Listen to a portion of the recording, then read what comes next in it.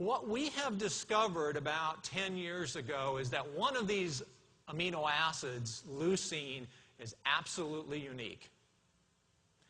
It's absolutely unique as a metabolic signal. Just like in your brain where there's metabolic signals, there's neurotransmitters and things like that, the signals in your body are driven heavily by leucine. I'll tell you a little bit more about it, but it's a very unique signal, and this is a breakthrough discovery. What we now know is that when you're balancing your diet, particularly during weight loss, but for adults in general, there's a unique balance between the protein in your diet, leucine, and the carbohydrates in your diet, which translates into insulin. So protein and carbohydrates are a very important balance. You heard Justin mention the word balance in the products. These products have been ideally balanced to meet these kinds of requirements. And nobody else gets this. This is what I do in my spare time. I am actually an academic, and so I do boring things like this. We invented a whole bunch of that pathway. So just like the brain and all of the things that go on in your brain and how it works, the signaling here goes on in your muscles. There'll be a test later, so you're sure you get this down. You don't need to remember anything about this in particular, but what it says up at the top is there's a balance between insulin and there's a balance between leucine in your body. When you're young, this system is driven by hormones, and you grow because of growth hormone and you grow because of insulin, and protein is not as important. You have to have it, but the body is so efficient because of the hormones, you'll almost grow in spite of yourself. But as you get older and stop growing, those hormones take on less and less importance. Insulin becomes not very important. Growth hormone pretty much disappears. And protein now becomes the dominant factor.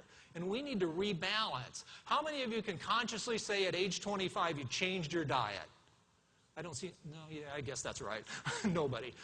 Okay? We need to change our diet to look differently as we change that hormone pattern. One of the problems right now in the diabetes field is everybody thinks, well, insulin's the regulator of blood glucose, blood sugar. It's really not. Insulin is a safeguard against excess blood glucose. It's a disposal mechanism. What insulin really is a growth hormone. And when you quit growing, it stops working. We are all insulin insensitive. If you go from the age 15 to age 30, you need 4 times more insulin to accomplish the same task. 4 times more. We're all insulin insensitive. And so if you create a diet that has to have insulin work correctly, 30% of you are going to fail at it. If you don't bring in 10 miles a day exercise, you're going to fail. And not many of us are willing to do 10 miles a day. We'll come back to that point. The point here, though, is there's a balance. And when you're adults, you need to rebalance that protein and carb. As we're rebalancing that protein and carb in our diet, what we're really doing is rebalancing that insulin and leucine pattern.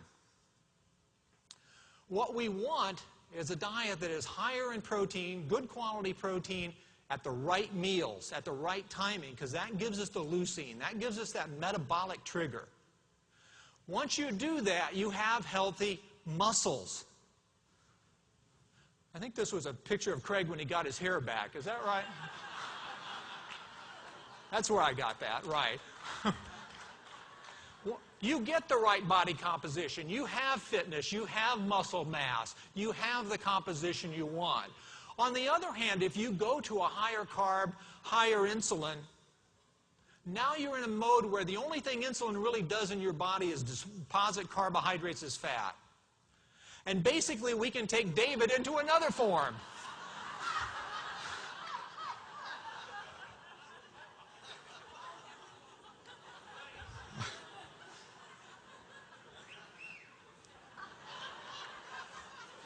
I was going to say something about looking in the mirror, but I won't go there. Anyway, that's the choices, folks. It's pretty easy, right?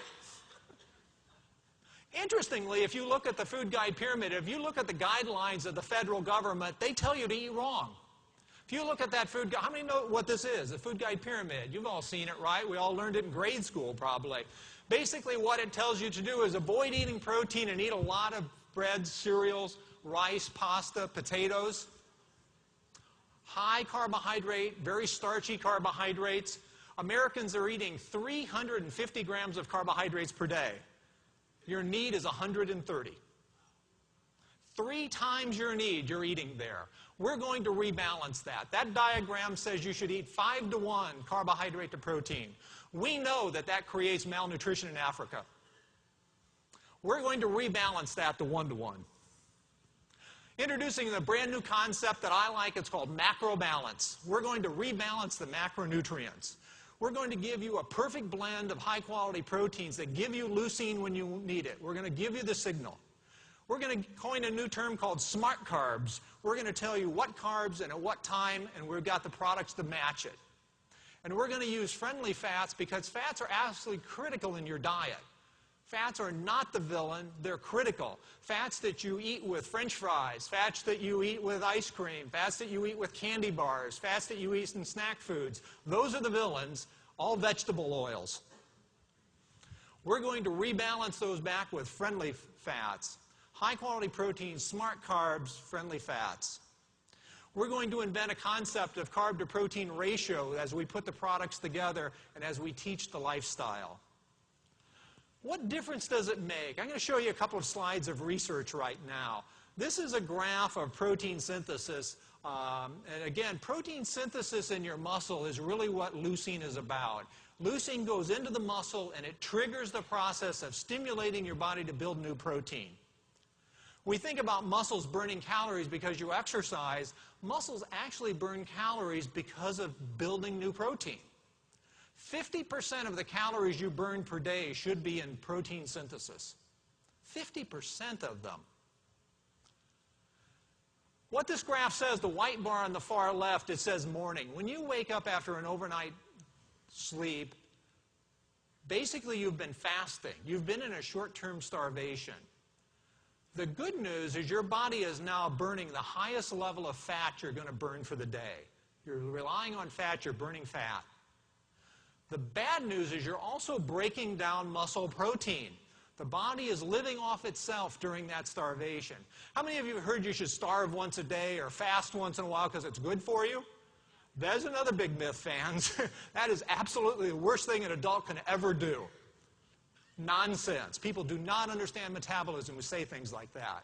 When you wake up after an overnight fast, you're what we call catabolic. You're breaking down muscle protein. And you will continue doing that until you eat protein. Just to show you an example, the second bar there says cereal. This is an average American breakfast. The average American has 10 grams of protein for breakfast. They wake up and they have their cereal, put bananas on it because somebody told them that was good, and they drink a glass of orange juice. 10 grams of protein. What's the effect on protein synthesis? Absolutely zero.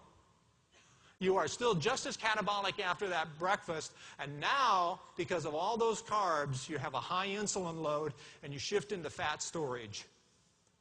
The average cereal breakfast makes you fat. Cereal companies have been filling you full of a myth for years, and we continue to buy it. Q-burn is the last bar. This is what we discovered. If you basically use the Q-burn type approach, you balance the protein and carbs at breakfast, basically you trigger protein synthesis. And now you start burning energy.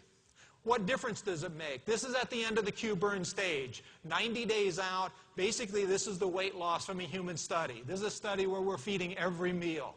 We know exactly what they're eating. Basically, with that cereal breakfast, people are losing, on a weight loss diet with a cereal breakfast, they're losing about 15 pounds. But on the Q-burn, on the Q-Life program, they're losing 21. You say, well, that's not too much different. But step back and think about that for a second. These folks are eating exactly the same calories in both groups, and yet they're losing 6 pounds more weight. No effort, no work, more weight. They have no hunger, they feel great. The people on that cereal diet are saying, God, I'm hungry.